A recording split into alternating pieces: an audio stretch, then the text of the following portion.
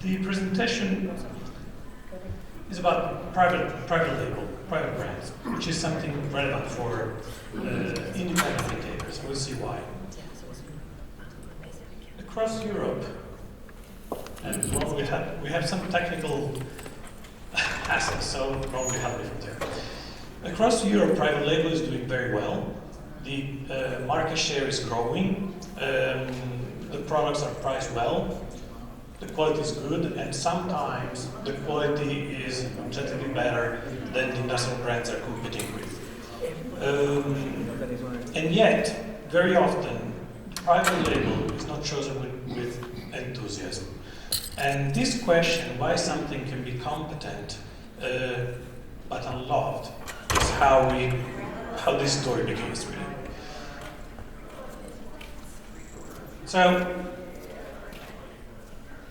as retailers, experience is our greatest asset, and it makes us efficient, it makes us disciplined, it makes us professional. But experience can also become a problem, can also become a way, it can also narrow the way we see problems. And there is a saying that when you only have a hammer, everything looks like a nail, right? And sometimes that's exactly what happens to us, retailers. Our experience makes us efficient, but it can also quietly narrow how we see the problems. And there is this comedian from the 50s, an Italian comedian that I like. He said, "I have courage, it's fear that trips me up."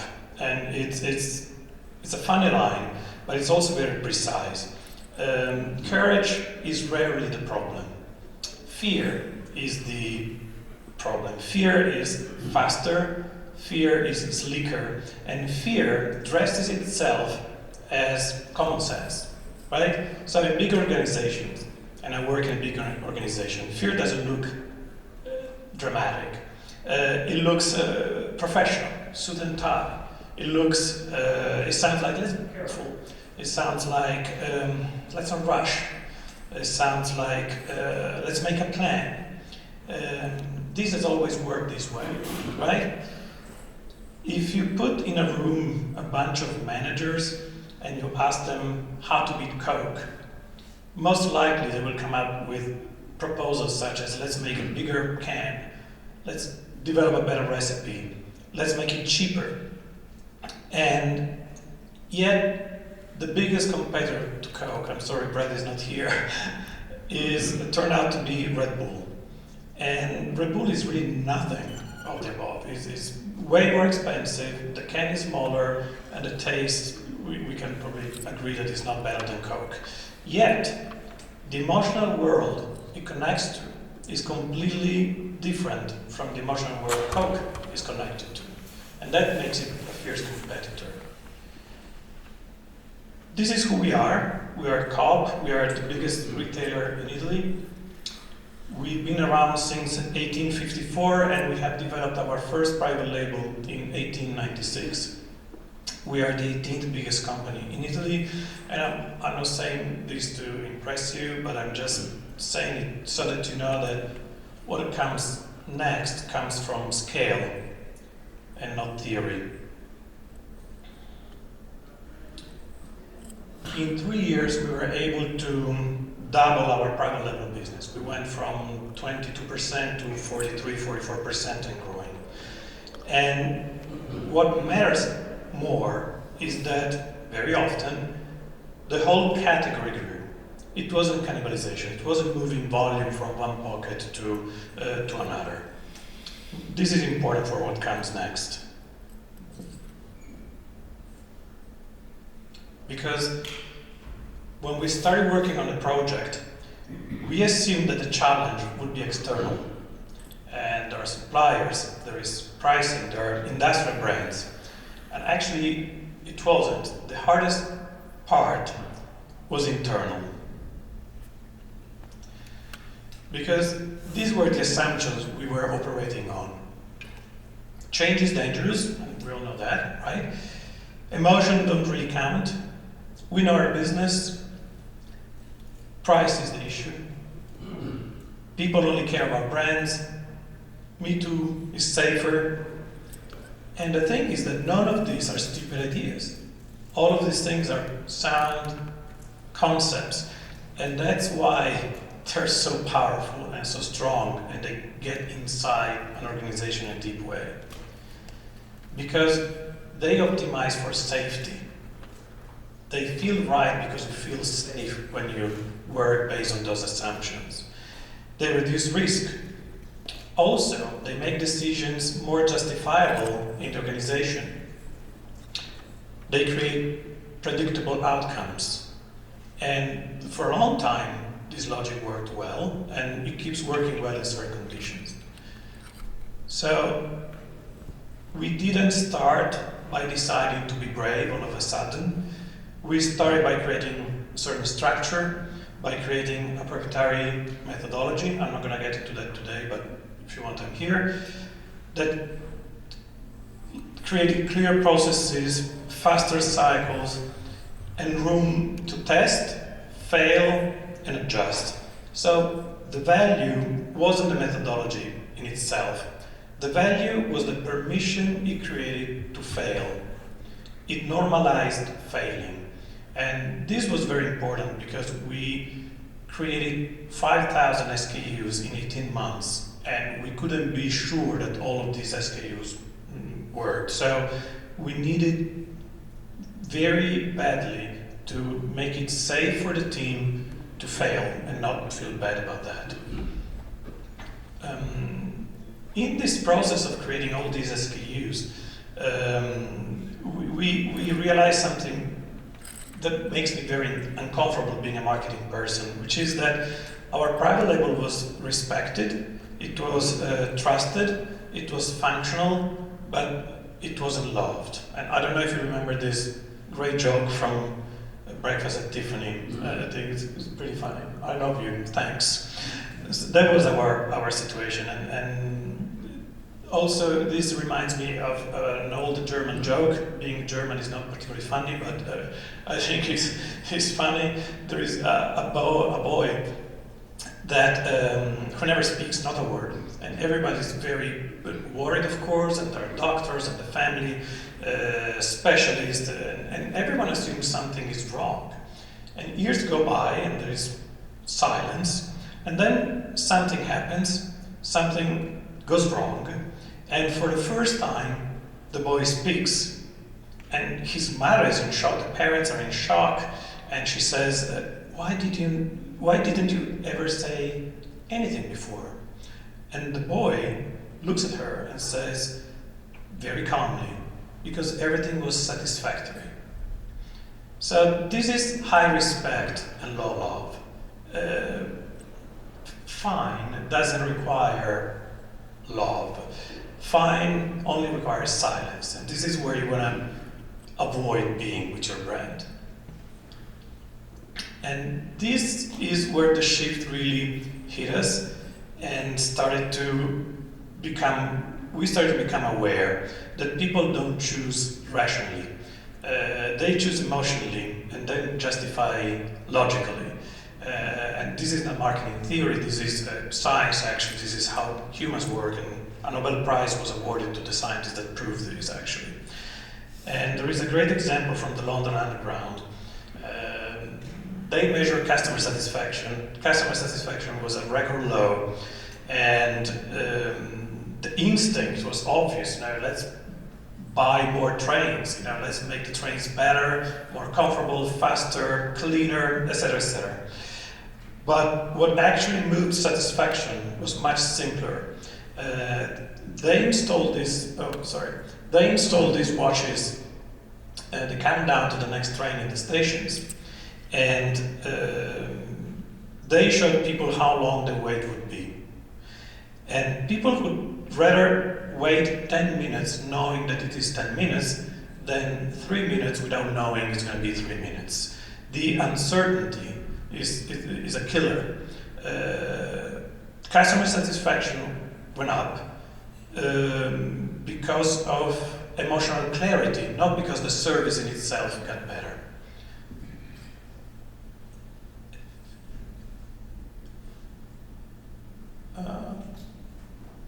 Okay. And we also had to confront another belief. The belief is that brands are the only thing that people care about. Actually, there is a very famous research, it comes out every other year, done by Havas, you can find it online, and is the biggest quantitative research in the world, 160,000 people surveyed. And the research shows that 3 brands out of 4 could disappear tomorrow and people would barely notice, they wouldn't really care. And I'm saying this, I don't want to be perceived as anti-brand, I'm pro-meaning. Only the meaningful brands really have the strength to survive. And this is the example of our private label. Our pasta range was a good example of the old logic.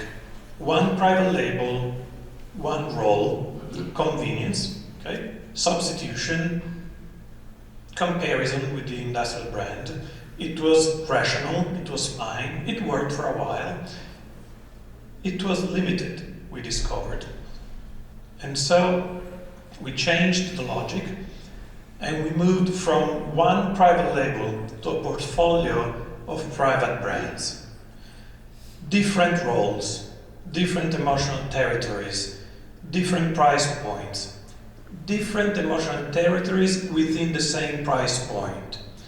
We stopped trying to say one thing to everyone, and we started saying different things to different people, and also different things to the same people, so they had more room to choose. And at that point, at that moment, we realized this. The price stopped being the main question. We realized that we weren't really building private label anymore. We were shaping how people understand co-op when they stand in front of the shelf. What I'm saying is that if you only have one private label and you focus it on price, is kind of the old logic. But we saw that people choose emotionally more than rationally, right? So if you start offering people more private brands, the difference between private label and private brands is that in the way we intend it is that a brand has an emotional value, okay? So if you start creating brands that talk to people, this becomes the way people read your equity, read your value as a chain, as a retailer, okay?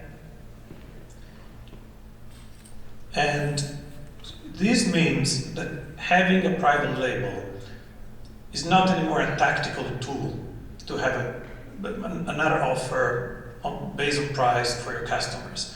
It becomes a strategic way to differentiate yourself from the competition, to differentiate yourself from the industrial brands, to offer something new to your customers, something that only you can have.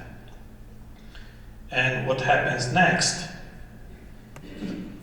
was the outcome, and it surprised us a lot. We created this oral care brand called Daytech, dental technology, daily technology. It became #1 in sales within 6 months. We created another of our 80 brands. It's called Chiringuito. It's personal care based on fruit, very fruity, very young, very fun. It became #2 in sales. In 3 months. And it allowed us to get in touch with a younger target that we were missing before. Also, Clean Label. Clean Label played a big role here. As a retailer, we really focus our development of products into this. It's not a claim, it's a principle that we follow when we design the products. Few ingredients, things you can pronounce, trust built into the product itself. And this worked. This worked commercially. It worked also in terms of equity because we do our service with our consumers, of course, and we get positive feedbacks from the vast majority of consumers. When the meaning is clear, comparison fades. That's when differentiation increases. The margins improved. The media spending decreased. and the direct price comparison becomes less relevant. We moved from a situation where we were saying, hey, Tide is on sale for $6.99, say, but also the retailer down the street will say exactly the same thing. So in order to generate traffic, you need to invest more media money because you're saying the same thing, and so the winner is the one that is louder, okay? But when you start saying, only here you can find this product, this only here is key, is a powerful tool that allows you to spend less money to make your point, because the point in itself is much stronger than also here you have this other product, okay? And probably this is really the chart that I like the most. We realized that selling well matters more than buying well. This is really important because buying well, of course, is necessary. But buying well, usually in the organizations, in our organizations, become like the mantra, like the Bible. And you tend to forget what comes next. But buying well is like good table manners. It's like the basic. You need to have it. But then what makes a dinner memorable is the conversation, is the energy that you generate, is of course the food, but it's the alchemy that the group of people around the table generates, right? So if you keep pushing on only one concept, which is buying, and if the whole strategic direction of the company is driven by a buyer's mentality, you're losing opportunities.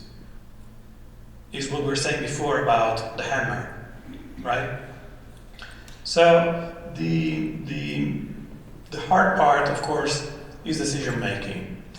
We were saying before, fear addresses itself in student time and becomes like common sense.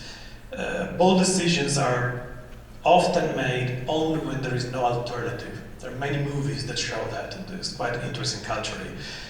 But leadership begins earlier, and leadership is really to be able to decide when you still have choices, not when you are against the wall.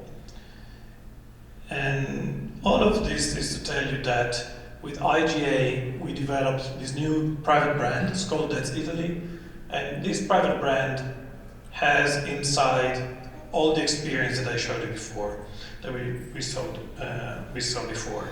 It's today the only curated range of products made in Italy, designed in Italy, for independent retailers.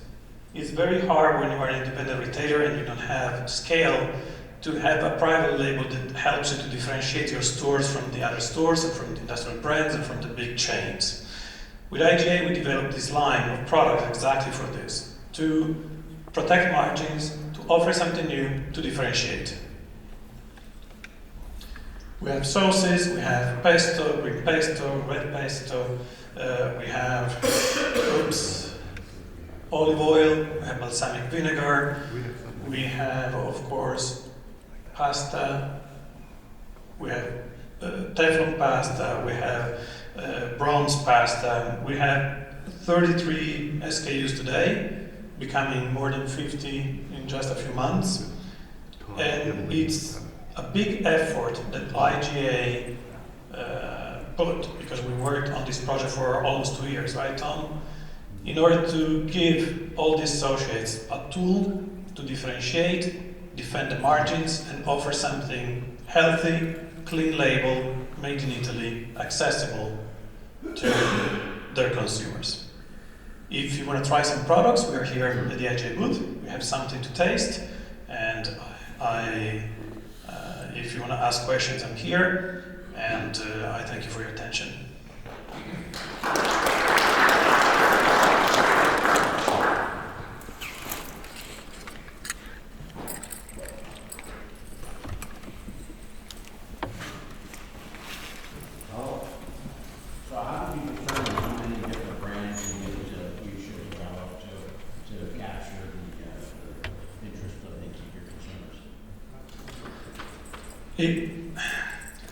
it wasn't planned up front. When we took a category, take coffee, and we wanted to increase our footprint with private brands in the coffee category, we learned that consumers buy coffee with certain logics, and they first start with the system they use. So it's Nespresso, it's Keurig, is whatever. And then when you go down, there is the brand, and there is the flavor. So people buy coffee based on the intensity that the coffee has. And so there was room, we felt that there was room to create a brand that speaks about intensity. And we felt that there was another big room for a brand that speaks about the origin of coffee. So we had our mainstream brand, Cobb. Then we had a premium brand with a very high level 100% Arabica coffee, just PSKUs. Then we had another brand that speaks about intensity, and then we had another brand that speaks about the origins and fair trade, and then we had an entry-level brand. So we had five or six brands in coffee. It really, when you design it, you see it. We learned that if you plan it before and then you come to the design, sometimes you lose time. It was faster to design it with the agency, see if it made sense, see if the emotions would flow from the packaging, and then say, okay, let's try it, without losing time with researches and other things. And actually, 94.7% of the product we launched were successful in the end. So pretty good level. So in the U.S., promotional dollars are very important to the category and things like that. And I'm just wondering, in Italy there, what happened to your overall category profitability when you develop a more established private brand program? Yeah, I can't disclose too much, but profitability is very low in our business, right? We really play with commas. And we were able to improve marginality we're shy of a percentage point overall. So it was quite significant. Yeah. Yeah. So pretty impressive share growth in terms of the private label percentage of your sales. How did the share of shelf change with the development of these lines? So how the share of the shelf in the stores the private brands that you developed? Yeah. Did that grow substantially as well, or was it just Oh yeah. working much harder? No, it grew substantially. What we did was we substituted the brands that weren't so meaningful to the consumer. Again, sometimes you just get a brand in because they pay listing fee, because for whatever reason. And but if you ask consumers, they were not really able to tell you why that brand meant something for them. And so we divided the shelf into brands that were meaningful and brands that were less meaningful. Some brands, of course, are strong locally, and you want to support them, but the local brand doesn't make any sense 200 miles away from that place, so why have it? It didn't play a big role. So that's the logic that we followed, and we, in Italy there are 4,474 pasta producers. I'm not kidding; it's a real number. So we can't have 4,400 whatever different pasta.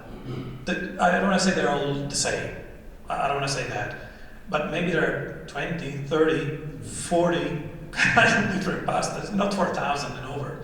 Right? So there are small producers here and there that are occupying space, but they're not giving an added value to consumers. And this space is just clutter, it's mental clutter, and it stops you, being a retailer, to convey your own values, clean label, being ethical, and all the things that we have. If we occupy the space with these brands that have less meaning, we take away room for our own brands that have more meaning, because we worked on that. So that's and it's not a science, but I believe that with this success rate that we had, and with the good results that we got, I think we were on the right path.